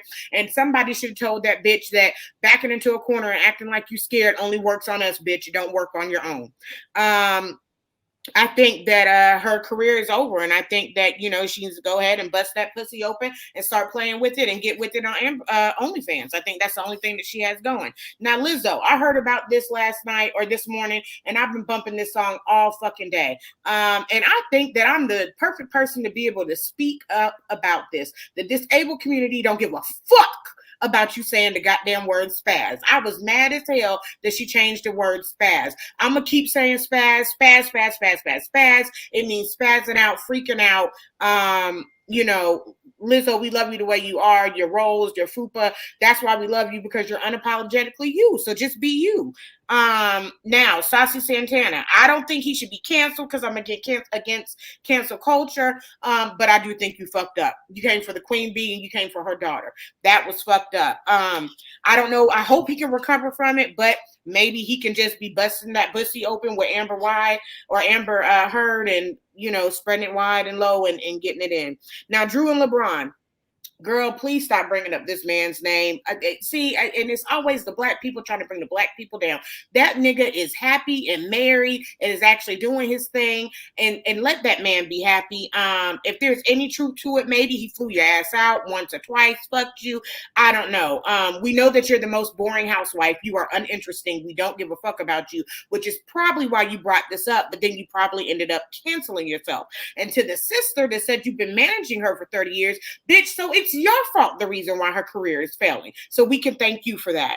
I think that, Drew, that you're mad because LeBron is married and happy, and his wife is happy, and you're with the nigga that sneaks off and goes on different trips and cheats on you. So I think that that's the reason why you're upset. And so I think that you should worry about what that pussy is doing to not keep your man at home, instead of worrying about shoulda, woulda, coulda. Now, Marlo, Candy, and Kenya, the only thing I got to say is I don't give a fuck about Kenya. I think that is a miserable plotting bitch. I think she's a miserable whore. I think she's embarrassed because she got on a show and a nigga like Walter turned her down with a receding motherfucking hairline, and that bitch is angry. So she ain't gonna be happy for nobody. So in the end, fuck Kenya. Now, remember, there is nothing too messy for the messy report, and we stress. That's all, Jason. Thank you for the hand claps, Johnny. This was too messy. Go ahead. Hey, Jason, I missed you so much. I'm so glad to see you. I'm so glad to see you. So glad to be here. Just put it. Yes. So I hope you're still invited to the award show, because I got my dress. I got everything ready. I'll see you there. Yes, sir. Okay, so first and foremost, I wanted to say rest in peace to Trouble. You know, condolences to his family. I'm so sorry that you guys lost somebody. You know, he was handing out big pipe and dude couldn't handle it. It's not his fault. It's not Trouble's fault that this nigga dick's so tiny and his ass is so big. It's gonna help him in prison though. You know, his nickname is about to be Jamisha. He about to be in there getting fucked. You know what I'm saying? Amber Heard. Hold on, excuse me. I had to. Bitch, you're mentally ill. You need to be locked up in somebody's fucking hospital. If anybody needs to be locked up and sent away, it needs to be her. She needs rehab and she needs a psych eval. You shitting in people's bed. Nobody cares. You know what I'm saying? You're trying to make yourself relevant. Saucy Santana, you done fucked up, sir. I need you to have several seats with your career at the bottom of the ocean, because you done fucked with the wrong motherfucking person, okay? You never come for the fucking beat, okay? The motherfucking queen, and you're done. Yeah, there's no cancel culture. No, we shouldn't be getting canceled, but bitch nigga, somehow, some way, you're blackballed. Period, point blank. Okay, when it comes to Drew Sidora, you need to worry about them wigs, them horrible ass wigs that you be putting on your head, bitch, and stop worrying about a half a drink that a bartender handed you saying that it was from LeBron. Okay, it's giving desperation. It's giving that you need some motherfucking clout because you know your career is down the drain. Nobody listens to your music, bitch. You don't even listen to your music, okay? And it's giving desperation. For the other bitches, I'm so tired of the Real Housewives of desperation. Like, y'all need to go ahead and sit down. Y'all been on this show for way too long, and it's repeating itself, and it's getting boring. Like, Nene's not there. Like you said, Phaedra's not there. The players that were really big on the show are gone. So y'all hoes is just old and keeping up Botox to be on the show to keep getting a check. Like, go sit down and take care of your children. Like, fuck out of here. Is that it? Yes. No disclaimer. You are a fool. I can't wait to see you at the award show. Go ahead, Jameer. All right, what's up, Jason? Get right to it. So I want to talk about sloppy Santana, okay? So first of all, how the fuck you gonna talk about Blue Ivy and nappy head, but you walking around with nappy coochie hair as a fucking beard? That's the first thing. Second, you on our timeline looking like a big ass orangutan. No disrespect to the big community, and squeezing in dresses that's 2 sizes too small for you, my nigga. You lucky it's Pride Month. We're gonna go light on your ass, but my nigga, you got some real damage control to do. All right, so we're gonna leave that there because I don't want to get too disrespectful. Next, I want to go to Trouble. Now, I want to say rest in peace to Trouble. Jason, I'm more disappointed in Soulja Boy, who went online to say how Trouble was so tough online but got killed in real life. Now, Jason, is this the same Soulja Boy who got bitched by Jessica Dime on Marriage Boot Camp? Is this the same Soulja Boy who snort coke, talk shit online, talk shit about Drake, talk shit about the Chris Brown? He talks shit about everybody. So Soulja Boy, do the fuck better. How the fuck is your name Soulja Boy and you ain't got no fucking soul? Because I wouldn't wish death on my biggest enemy. Like, come the fuck on, do the fuck better. And when you die, you better hope motherfuckers give a fuck about your legacy. I want to go to Lizzo. Now, when it comes to Lizzo, I think Lizzo really gave in to that shit because I think people gotta pay attention to the context. Now, when you're not intentionally being disrespectful, then that should be taken into consideration. My whole thing is, okay, Lizzo, I commend you for being mature about changing the thing, but my thing is you gave in. And this is the type of cancel culture shit we be talking about. You did nothing wrong, but because you gave in to the social pressure, you went and changed the lyrics. I didn't hear the song yet. I don't know if this song is good or not, but Lizzo, come on. Don't give into bullshit like that. That's fucking retarded. Can I say that word? No, I can't say that word. Sorry. And the last thing I want to say about Juicadora, how the fuck do you go from playing on hit movies such as White Chicks, playing the iconic T-Boz in the TLC movie, and then going on a show like Real Housewives of Atlanta and discrediting the little legacy that you had? Most of us know you from the TV show The Game. What we need to go do is go get Tia Murray to slap the shit out of her because we still ain't forgive you for sleeping with Durbin on The Game. And Amber Heard, I never heard of her, so I'm not saying shit about her. That's all I gotta say, Jason. And I can't wait for the Jason Lee show.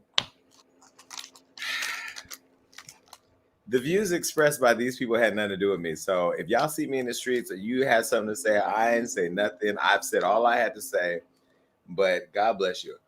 All right. Hold on.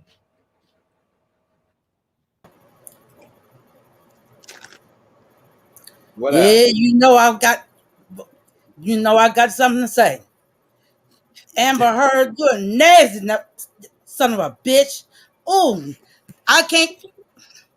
That's okay. Nasty bitch. How you gonna shit in somebody's bed? Who does that? Who does that? That's nasty, bitch. Oh my God. And you're gonna sit up there and snort coke in a witness stand. Bitch, what's wrong with you? What's wrong with you? Okay. She got you know she got problems. Oh my God. Okay. Wait. I forgot about the shit in the bed. She said it was a dog shit. Okay, right. Okay. You believe that? She's got a little dog. She got a little dog. And even what's the name said? There was it was Amber's. That's nasty, bitch. Oh my. That's all I. Oh Jesus. Okay. That's just nasty. That's just nasty. Wait, I have to ask you, why you got your hair done? Who pastor been over there? The cussing pastor? Now you know I don't fuck around with that cross-eyed motherfuckers. No. Mm-mm. I like young men. Yeah. Like young, like Jameer Young? How old are you, Jameer?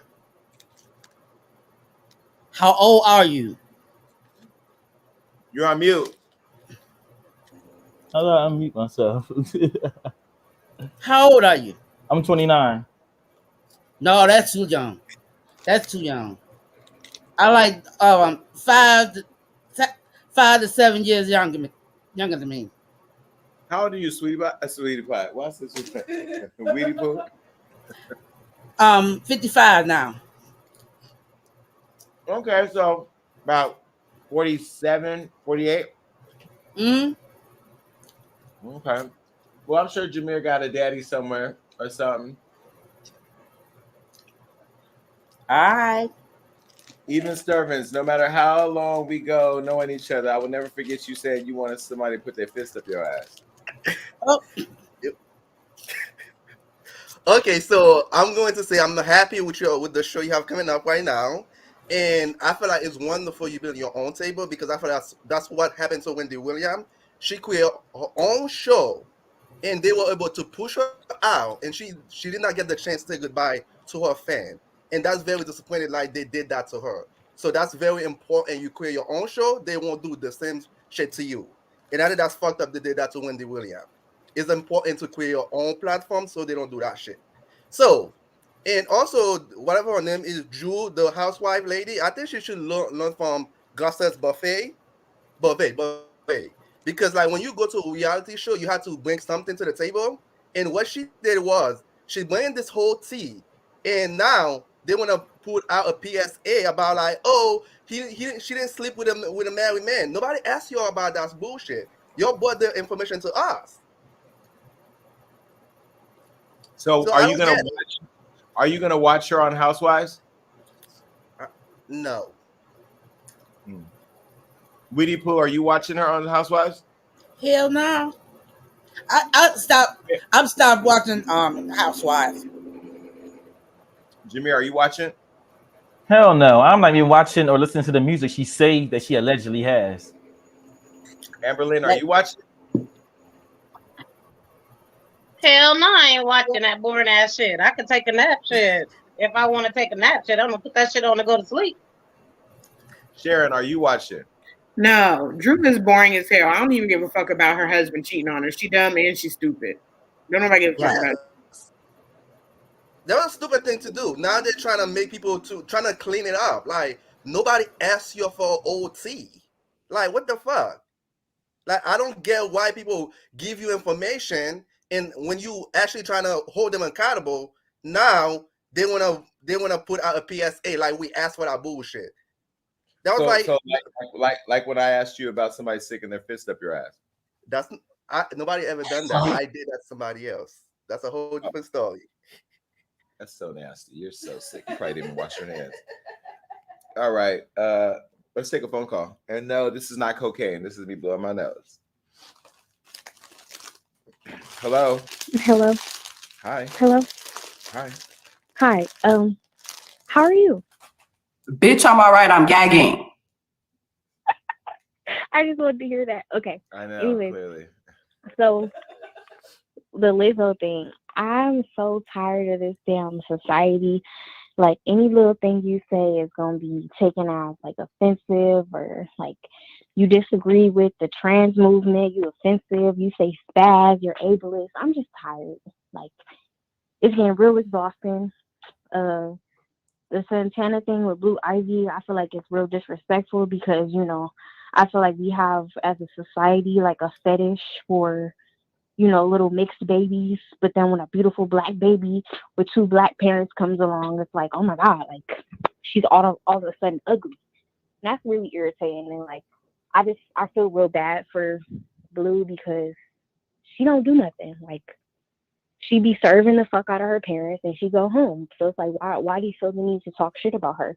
Are you mad because a 6-year-old is richer than you? Like, is that why you're That mad? was an interesting point of view. Do you think that his affection for Northwest or his public affection with Northwest is because she's biracial? And do you think that's what it was?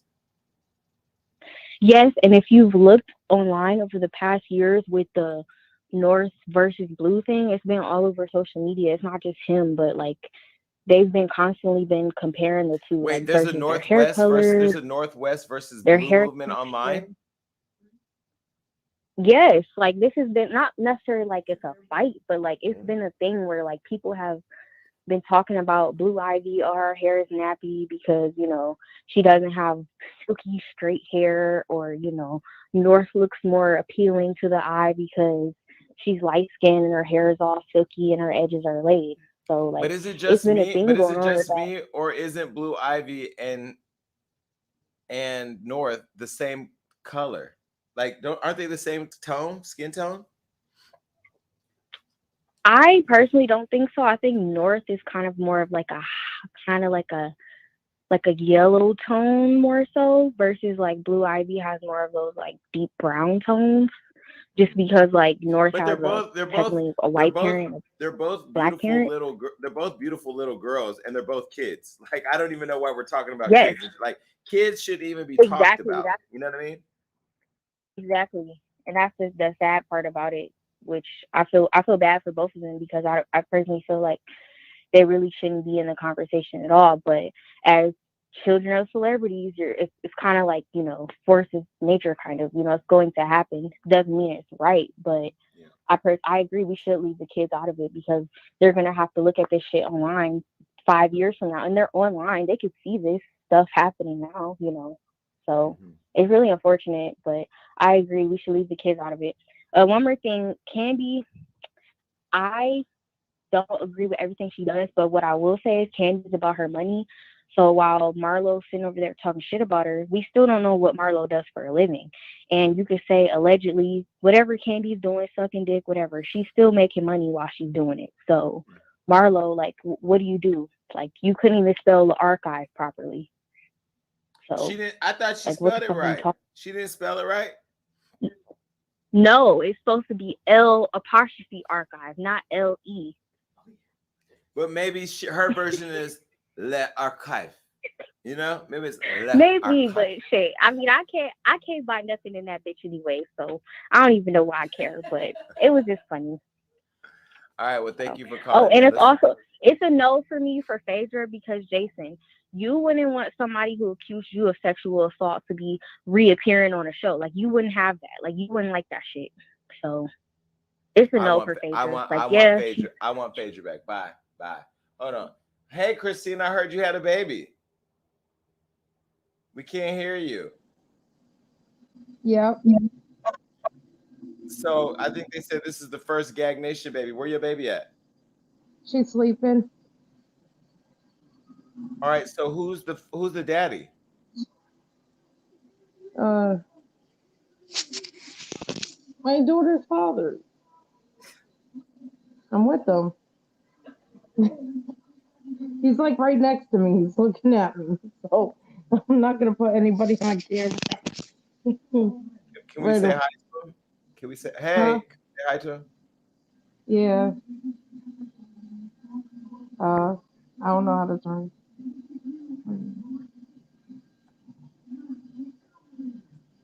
Hold on. How do you turn the camera? Thank you, D. Hey. Say hi. He says hi. Jason. Nice to meet you. Hi. Say hi. He says hi.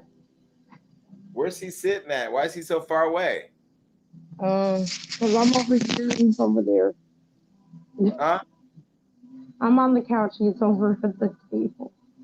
Because he's eating some. Okay, well, congratulations on the baby, and it's good to see you back. Oh, thank you. Thank you, and congratulations with the show. Heard you had a new show coming out. Thank you. All right, well, stay tuned. Let's take another call, Johnny. Hi. Jason. Yes. Jason. Yes. Hi, this is Justin. Hi. What's it called? So I've been watching for like an hour, but contemplating on whether to call or not about the whole Wendy situation Okay. Well, here we are. with her show ending. Mm-hmm. And to be honest with you, I'm glad that the boycott is happening. You know, Wendy Watch is really stepping up to try and do something to really try and like just put it out there that like the treatment that she's getting is unfair. I feel like her, the production company, Debmar Mercury, really is really trying to like just ruin her image, ruin her name. I feel like on the last season, when she was on, I felt like they overworked her to the point where she didn't want to be on the show, and where she physically got sick and she like mentally felt exhausted. You know what I'm saying? Which is why we're at now, where we have not, for an entire season, we haven't seen her. We only heard from her a couple of times, and you were the first person to actually get her out, and we saw her dressed up, fully glowing, smiling, you know. So like I just feel like her production, like her past production company, I guess you can say now, is just like I just feel like they're like totally against her. They do not want to, they don't want her on the media at all. Well, you know, I had Wendy pop outside, and she's going to continue to pop outside as long as I'm around. I'm not going to watch the final show. Oh, I know that. You know, and I agree. I know that. I agree that it's just been a very interesting experience. The one thing I know for sure is Wendy loves her audience, and I don't think that Wendy would have just went away without saying goodbye. So, you know, when I talk to Wendy, she believes she's coming back in the fall. And so I don't know if they're saying that this is the end of an era, and she believes she's coming back, there's a disconnect somewhere. So I don't know what's happening, but either way, if Wendy's not on, I'm not watching. I wanted to watch, but I can't because I have hope. Like I really am convinced that she's probably gonna be on the last episode of the show. But I'm also like, in my mind, I'm like, okay, she might not, because knowing Wendy, she might not show up just to prove a point. Like, no, like I'm not gonna show up after you guys did me dirty, you know? Yeah, But well, I haven't talked to her to see. Now, if my she's gonna question come back. is, do you think that she's going to be there? She didn't give me the perception that she was, but she gave me the perception that she's coming back to the show. But if the show's ending, I don't know. Maybe I should call her tomorrow and ask her, see what she says. Oh, what? Don't we all wish to say something like that? Damn, I'm just going to call her and ask her. I'm going to ask her tomorrow. I'm going to call her tomorrow. But thank you for calling. Okay, listen, y'all. This was an amazing show, but I'm tired. It's 9:00. We've been here for 2 hours. It's midnight over there. Thank you to all of you that tuned in. Please continue to share this. I won't be here next week because I'm going out of the country this Thursday, but I will make sure to come back and do another one of these shows to give you an update. I am taking my time off from all shows while I focus on the buildup of the Jason Lee show. It was just in me because I missed you guys so much that I wanted to come back here. I know I left Bigo, I left gagging, I left the podcast. I know everybody's like, what is going on with Jason? But that's because I'm getting all my energy centered into one show, the Jason Lee show. And it's going to have a massive rollout on different levels and in different ways. And you're still going to be a part of it. I appreciate all of you. In the meantime, make sure you stay connected to me on all social media. You can subscribe right here on our YouTube channel. You can follow us on all social media, Facebook, YouTube, Instagram, and go to HollywoodUnlocked.com to subscribe to our daily newsletter. Also, make sure that you're streaming us. Download it everywhere that they stream because we can stream gagging. All right. Now, another good way to keep in touch with me is through this phone number right here. 310-388-6463. And that's how I can give you updates. Please, please, please stay connected to be patient. I'm doing this not just for me. I'm doing it for you too. Bye.